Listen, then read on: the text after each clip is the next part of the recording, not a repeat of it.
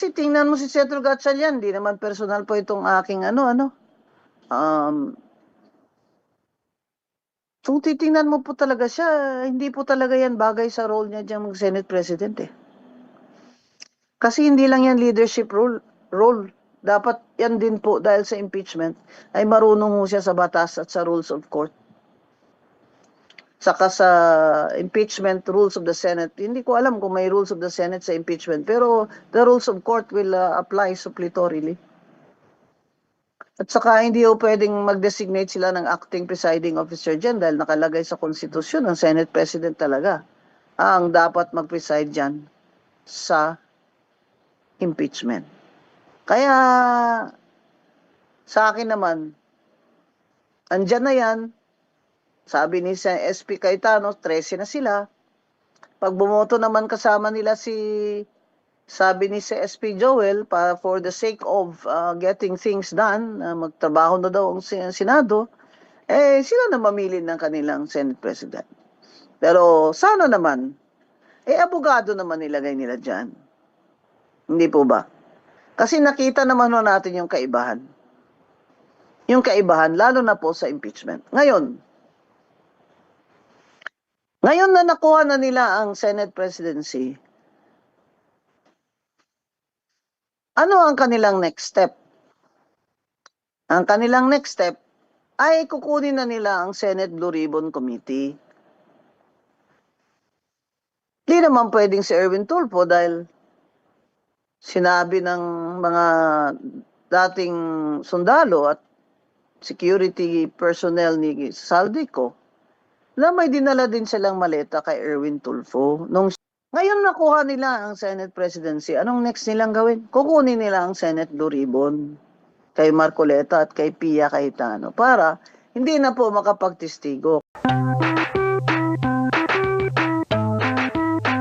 Araw ay narinig po ninyo ang pagpapahayag at mga deklarasyon at testimonya ng mga dating sundalo na nagpasya na magkatipon-tipon kaninang umaga at natapos kani-kanina lang tungkol sa maanomalyang flood control projects na kinapalooban ng maraming pagdideliver ng napakaraming mali-maletang salapi sa iba't ibang mga tao at opisyalis ng ating bansa. Yan po ang sinasalamin sana, mga kababayan, ng dapat na nangyari na inaakala naming huling pagdinig sana ng opisyal na Blue Ribbon Committee na aming sinet noong June 11, 2026. Hindi nga po natuloy yun, mga kababayan, dahil nung matunugan ng ibang mga kasama namin na kami magdadaos uli ng panghuling hearing na lang ng Blue Ribbon Committee, ay sinabi nila na mayroong security threat ang Senado at ang aming mga kawani ay sinabihan nila na mag-work from home na lang. Dahil po sa security threat at nagkaroon po ng napakaraming mga tanod sa Senado at wala naman po kaming magagamit na mga kawani, hindi po natuloy yung June 11 hearing na yon. At nang dahil doon ay nagpasya ang mga kumukupkup dun sa 18 at higit pang mga dating sundalo na maggawa na lang ng pagpapahayag na ginawa nga nila sa araw na ito. Yan pong mga narinig nyo sa araw na ito ay siyang dapat na marinig po ninyo sa isang pagdinig ng Blue Ribbon Committee na ang representasyong ito ay matagal na pong itinalaga ang kanyang kakayahan na siya ang manguna na matukoy po natin ang mga taong nasa likod ng napakamalaganap at napakamalaking nakawan sa salapi ng bayan na ganap po sa kasaysayan ng ating republika. Nang dahil po dyan ay marami po ang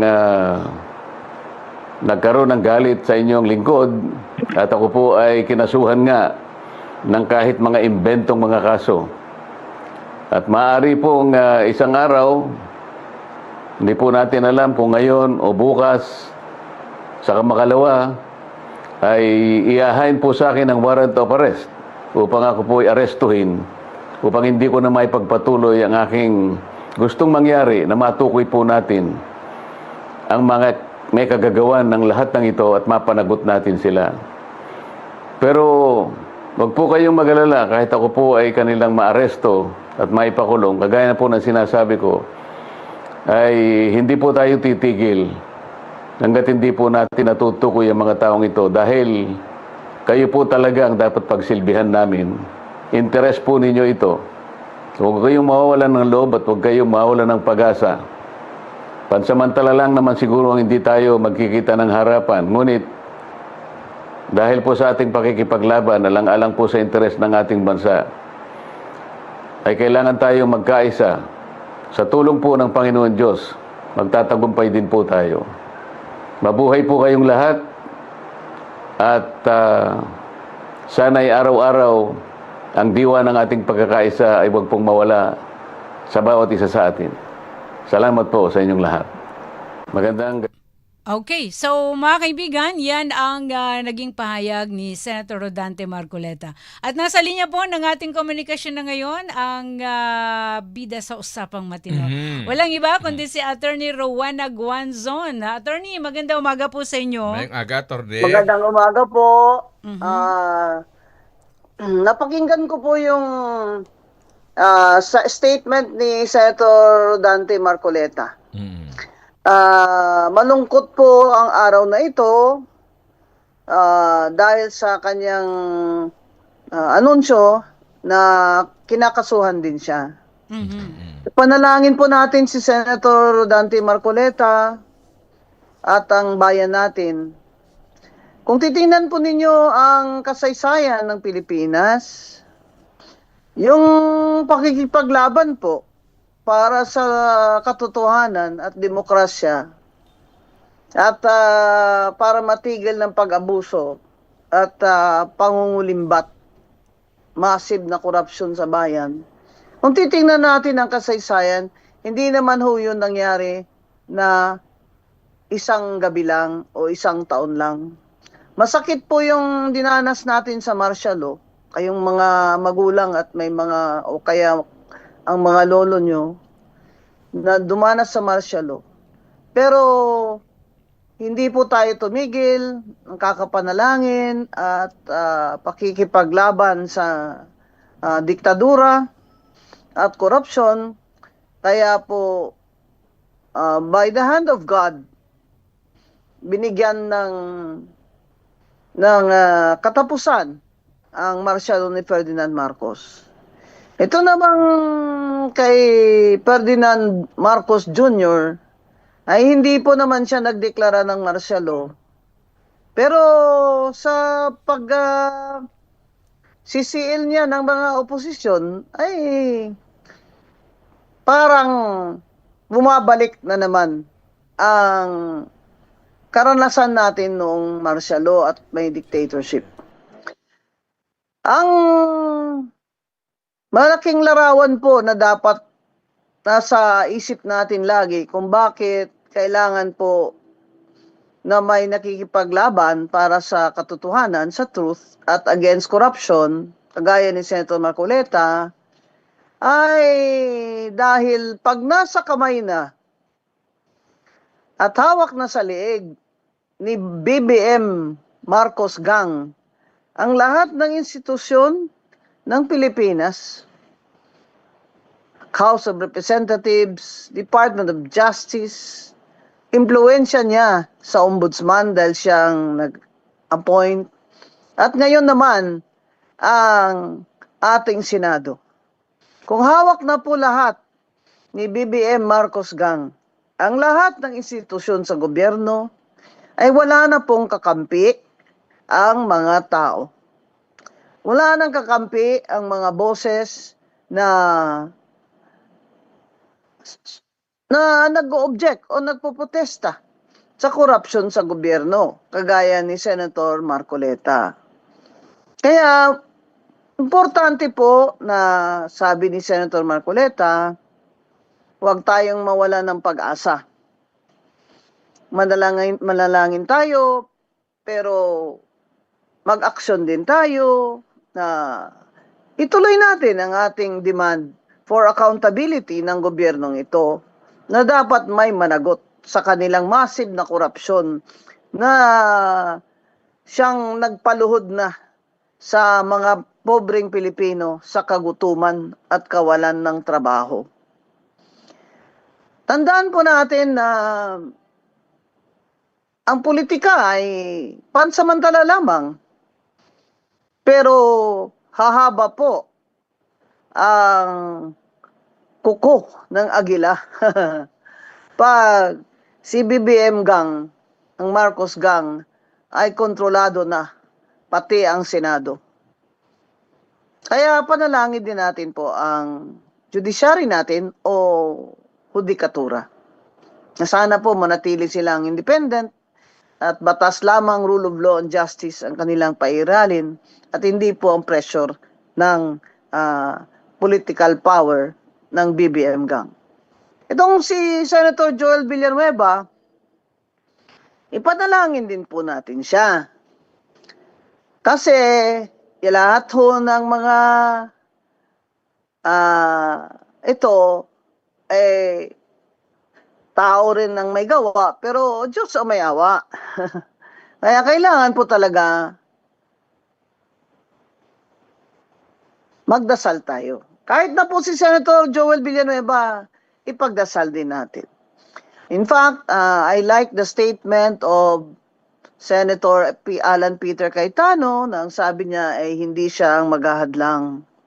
Nakausap niya na si Senator Joel Villanueva at si Senator Joel ay sasali na doon sa mag-special session kaya wala nang question na may quorum na sila.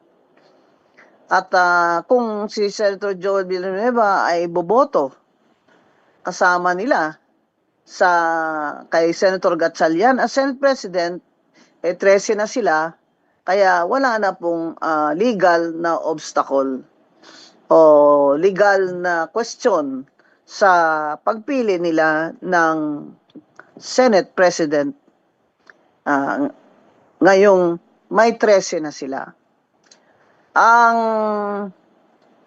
ayaw ko lang po dito sa mga pangyayaring ito ay ang pag-pressure ng Malacanang at BBM gang ng mga senador. Sasabihin nila, wala naman tayong proof. Wala nga po kaming proof. Hindi naman namin kayo nakita nagpag-usap dyan sa mga senador. Pero hindi po ba klaro na yan? Na si Senator Chis Escudero ay may mga kaso. Klaro na yan. At klarong-klaro din. Crystal clear. Nagagawa-gawaan lang nila si Senator Marcoleta ng kaso na plunder sa ground daw dahilan na hindi siya na-deklara ng tamang kontribusyon o donasyon sa kampanya niya. Pero si Senator Marcoleta po ay ang complaint po sa kanya doon sa statement of contributions and expenses niya sa COMELEC ay dinismiss na po yun ng COMELEC. Pinawalang bisa po. Kasi yung sabi nilang amount of money daw na siyang object of that case in COMELEC ay hindi daw niya dineklara as campaign contribution. Ang sagot naman po ni Senator Marcoleta, to which I agree, dati po naman akong COMELEC commissioner. At naging senior commissioner po ako bago ako nag-retire. Na yung mga amount of money na yun, ay binigay po sa kanya, na, let's say, ng mga kliyente niya, kaibigan niya, pamilya niya, bago po pa nag-campaign period. So, hindi po yun kasali sa mga donasyon na dapat nating ng mga kandidato na i-declare sa kanilang statement of contributions and expenses. Kaya po pinawalang bisa yun, dinismiss ng COMELEC. Ngayon, Para ma-pressure si Senator Rodante Marcoleta, ang haka-haka at siyang kinakabahan natin, ay akusahan siya ng plunder sa ombudsman. Sana po naman ay malinawagan po ang isip at damdamin ni Ombudsman Remulla. Napakalayo naman ng plunder na yan dun sa issue sa COMELEC. Napakalayo naman po na magiging plunder yun. Kasi sa plunder, basahin yung plunder law. Kailangan po may kinita siya, may transaction siya na mahigit 50 million na galing sa gobyerno o kaya kung may bribery man ay para sa isang transaksyon na may kinalaman siya sa pagdidesisyon. Yun pong sinasabi nilang hindi nagdeklara ng campaign contributions. Abay, ang sa tingin ko, ang dapat ho ahensya ng gobyerno na mag-aksyon doon ay ang Bureau of Internal Revenue o BIR. Kung sinasabi nila na hindi mo dineclare yung income na yan, na sinasabi mo galing sa mga kaibigan mo, supporters mo at mga kliyente mo, hindi mo dineklara yan as income for that year. Yan po ang pwedeng gawin ng BIR is to charge him or slap an income tax, to declare income tax and apply a penalty. Pero plunder, napakalayo naman po ng plunder dito. Masakit lang po dahil sa power ng ombudsman na napaka-dikit kay BBM Marcos ay tila ginagamit na yung kapangyarihan ng ombudsman para sikilin ang mga oposisyon. Ang mahalaga ho dito na ang mga tao, tayong mga citizens of the Philippines, lalo na po kayong mga pobre, ayon sa isang survey ay more than kalahati sa ating mga Pilipino ay nakaranas na ng gutom. Lagi po niyong isipin na corruption talaga ang dahilan kung bakit nalugmok na tayo dito sa kahirapan, itong bansa natin. At napakataas na taxes na siyang kinukolekta sa mga middle class at yung mga pangkaraniwan na empleyado at sa mga pobre din. Dahil ang lahat ng itong VAT na ito, 12%, ay kinukolekta po sa gasolina, gasol, krudo, kerosene, at kapatigatas at gamot. Kung hindi ka senior at PWD, ay wala kang discount. At free ka sa VAT.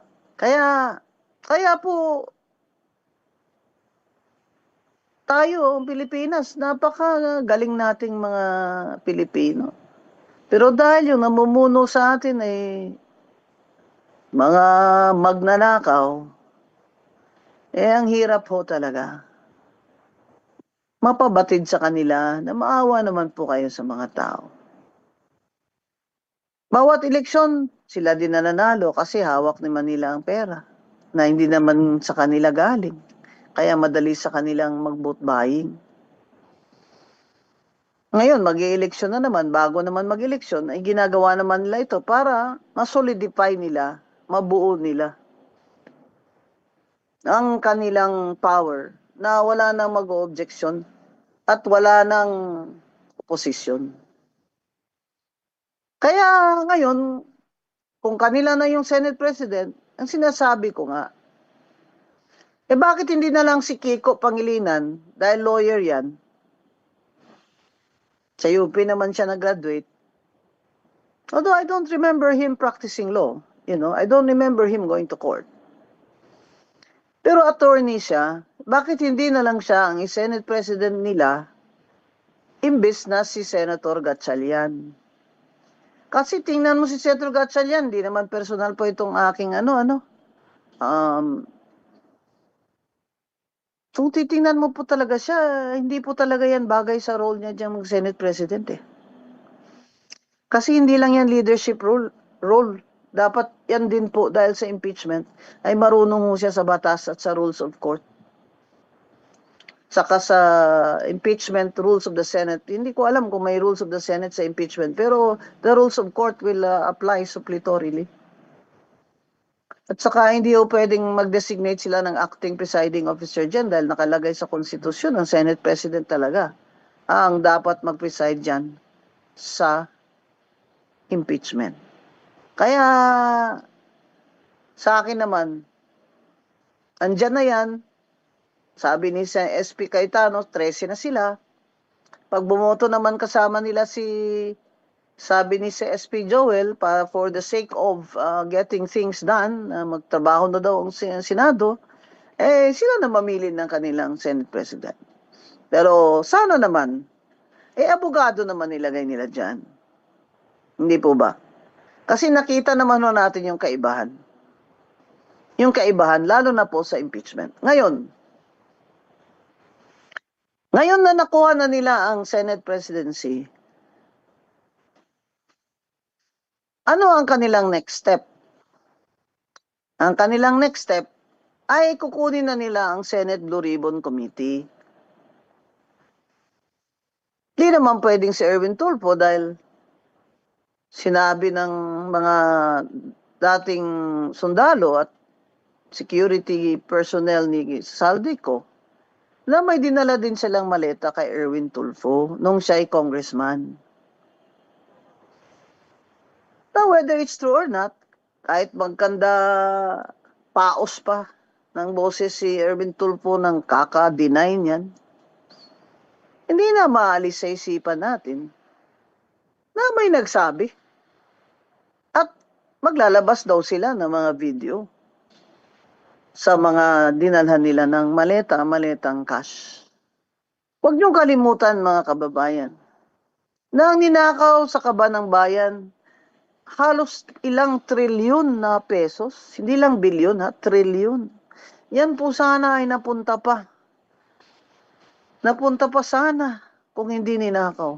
Yan sa mga paaral, sa mga pobreng mga estudyante, mga ospital, gamot sa ospital. Ngayon, mamamatay na lang yung pobre dahil walang gamot.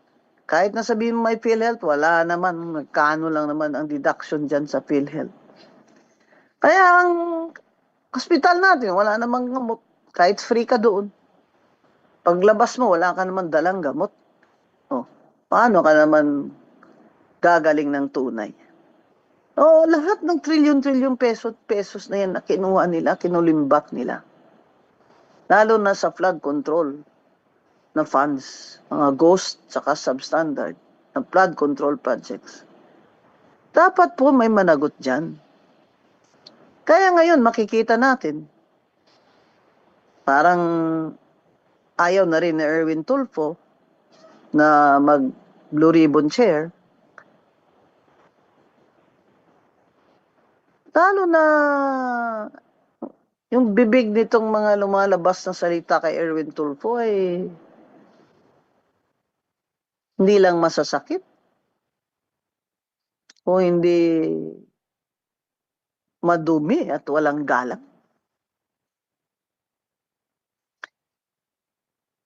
Ngayon nakuha nila ang Senate presidency. Anong next nilang gawin? Kukunin nila ang Senate Blue Ribbon kay Marcoleta at kay Pia Cayetano para hindi na po makapagtestigo. Kasi nung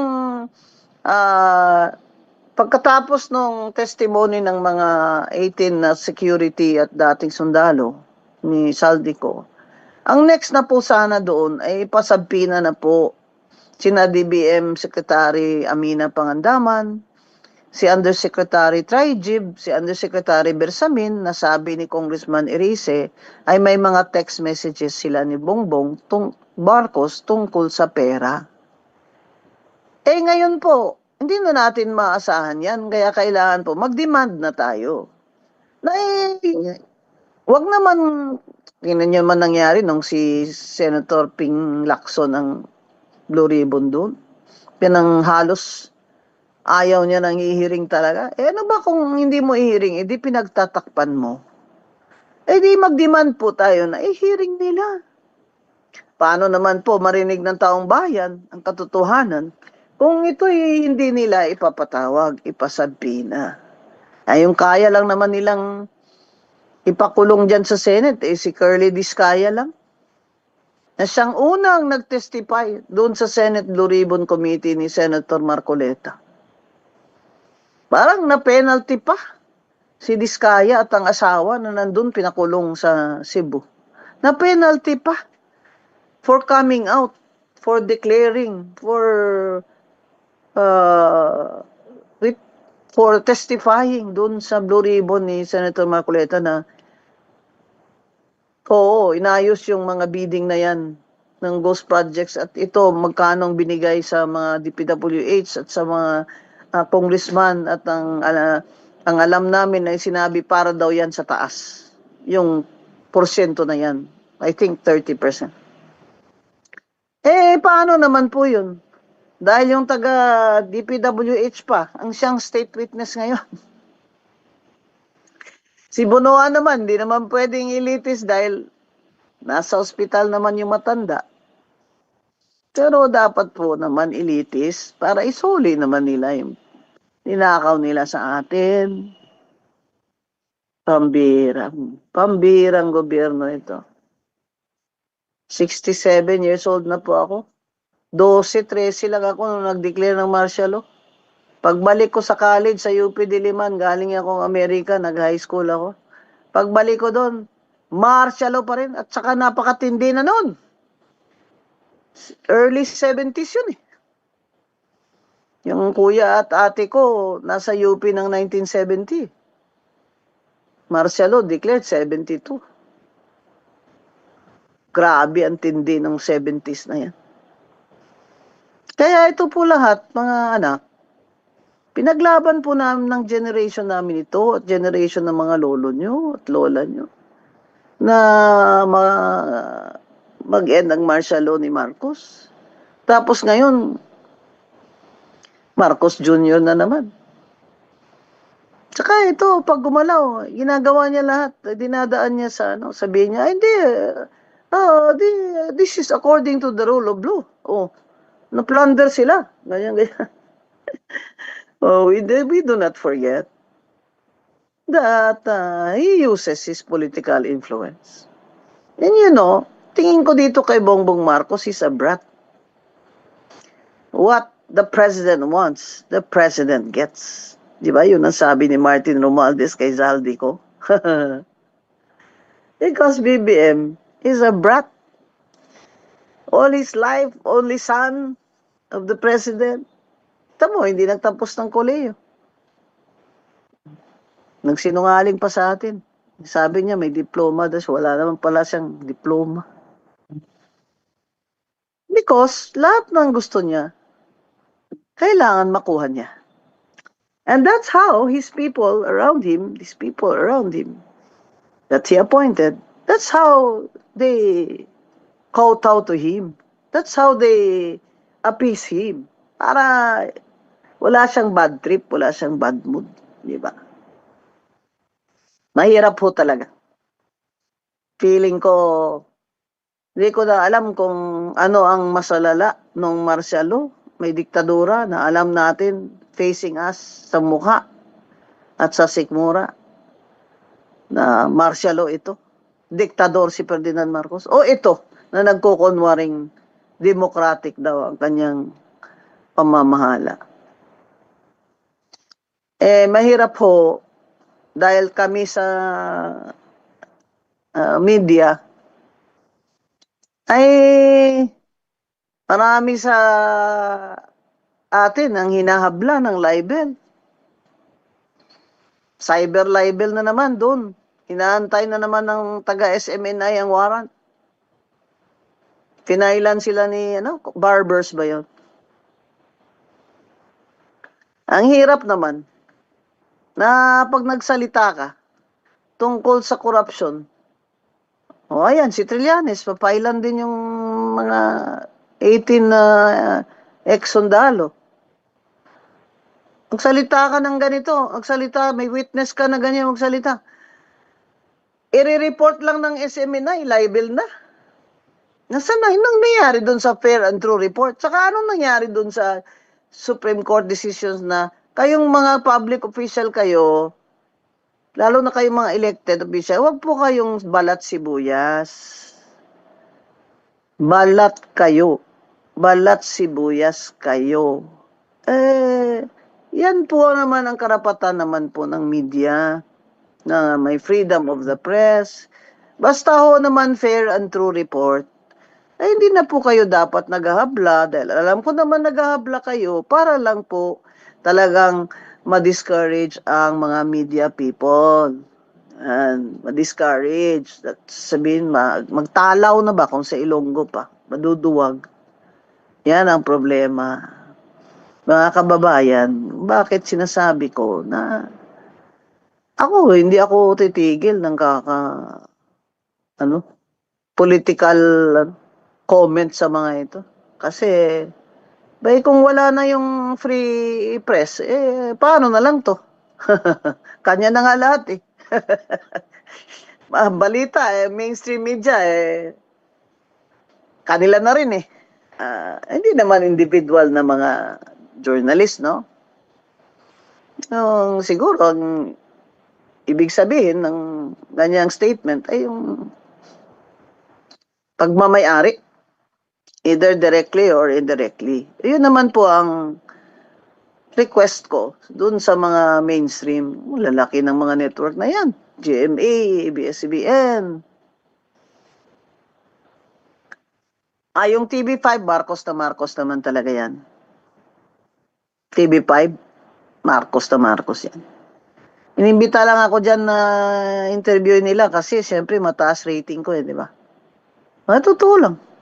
Sa totoo lang. Bitayin niyo ako dahil pag-appear ko dyan tataas naman yung views niyo No. Sige, pinagbigyan ko sila dahil okay naman sa akin yung Jojo mukhang naman, matalino naman mag-interview. Sinabi ko naman sa kanya, alam ko naman Marcos ka Hindi ka pa ba nagsisisi? Pero yung isa, yung news manager nila dyan, yung general manager nila ba, na pangalan nun, inimbita ako doon, tapos pinahintay ako, 30 minutes, tapos habang nakaupo ako sa isang madilim na lugar, na may kortina lang, dahil doon nag-i-interview yung Jojo doon sa kay isang congressman. Abay, lumapit sa akin at ito na, ini-interview na ako na parang lahat ng sasabihin ko ay kukontrahin niya. Sabi ko sa kanya, bakit mo ako inimbita dito, nabisita mo ako, pinaupo mo ko dito sa madilim na lugar na ito, nakatayo ka habang nakaupo ako, tapos kukontrahin mo ako? Bakit hindi na lang tayo maupo doon? At doon na lang tayo magkontrahan in front of the camera. Pinagalitan ko ng todo, mga kababayan. Alam niyo naman ang Mama Bing. Nagalit ako pag justified ang anger ko. Pinagalitan ko. Sabay hawakan pa ako sa balikat. Sabi ko, huwag mo ako hawakan Hindi kita kilala, hindi kita kaanoan, huwag mo ako hawakan, sabi ko. Yan ang problema. Pag tayong mga media ay kontrolado na rin ng mga may kapangyarihan. Yung mga obfuscated na ba, kung sa English pa, obfuscated na yung mga pag-iisip natin. Tsaka, hindi ba nakaka-worry naman itong, pati pala si Arnold Clavio, may maleta daw? Uy, Arnold, neighbor ko yan dati. Grabe naman, Arnold, kung totoo yan, dapat i-prove mo na hindi yan totoo. Pakita mo yung bahay mo, yung kotse mo, ganyan. At alam nyo, mahirap po kasi sinasabi ng mga ex na sundalo na may mga video sila. Yung mga bahay ninyo, makikita naman yun. Kakadeny nyo, pero Paano sila nagka-picture ng mga bahay nyo, ng mga garahe nyo, ng mga... Ay, nako, Arnold Clavio. Mahirap itong situation mo. Ayan, sinasabi ho namin, bahala na lang ho. Kaming sa media na hindi naman nila kami natatakot. At magiging friends, tuloy-tuloy lang po tayo. Tuloy-tuloy lang po tayo mga kababayan, at itong inyong mga Facebook account ay share po kayo ng ating mga opinion para ma-spread naman natin ang ating mga pag-uusap dito. Lagi po kayong mag-share kasi iba po sa mga kababayan natin ay nasa malayong lugar, abroad, o kaya ay may mga trabaho po habang nandito tayo sa Radyo Agila. Kaya panalangin po uli para kay Senator Rodante Marcoleta. Panginoon, our Almighty God, we praise you, we worship you, we glorify you, we give you thanks for your glory. Bless and protect Senator Rodante Marcoleta, your faithful son and servant. Bless all the people, especially the senators who are true to your word, that truth must prevail, that you are the way, the truth, and the life. Bless the Filipino people, O Lord. Bless the Philippines. We pray and we humble ourselves so that you can heal our land. In Jesus' name we pray. Amen. Amen! Maraming salamat po!